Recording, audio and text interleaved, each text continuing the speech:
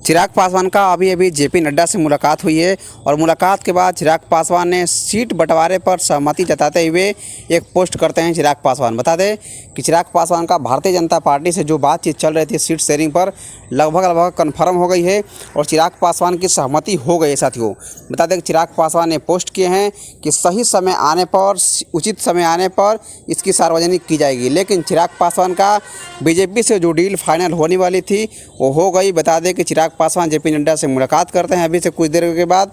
लेकिन चिराग पासवान का जो बिहार में सीट शेयरिंग पर फार्मूला चल रहा था कहीं ना कहीं वो सेट हो गया। साथियों बता दें कि चिराग पासवान बिहार में जो 6 लोकसभा सीट की मांग कर रहे थे, लगभग चिराग पासवान का वो 6 लोकसभा की सीट पर मुहर लग गई और चिराग पासवान ने इसका पोस्ट करके जानकारी भी दे दी है कि सही समय आने पर सीट का पब्लिकल किया जाएगा। लेकिन चिराग पासवान का जेपी नड्डा से मुलाकात आप देख सकते हैं तस्वीरों के माध्यम से किस तरीके से चिराग पासवान के चेहरे पर रौनक आ गई।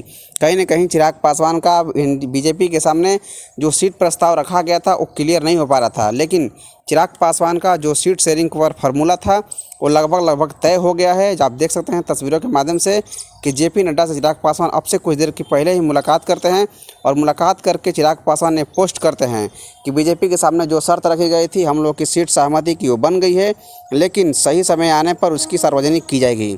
बता दें कि चिराग पासवान जमुई से सांसद हैं वर्तमान में, लेकिन चिराग पासवान का हाजीपुर से शायद चुनाव लड़ने की भी सूचना हो गई। चिराग पासवान ने देख रहे सीट बंटवारे को अंतिम रूप दिया जाएगा उचित समय आने पर।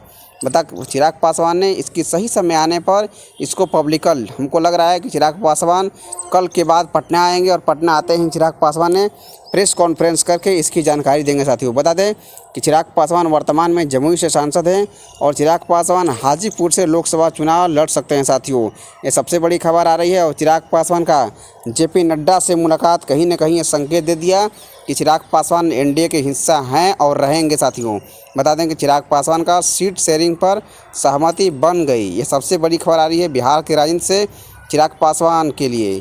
तो अभी के लिए इतना ही। जय हिंद, जय बिहार।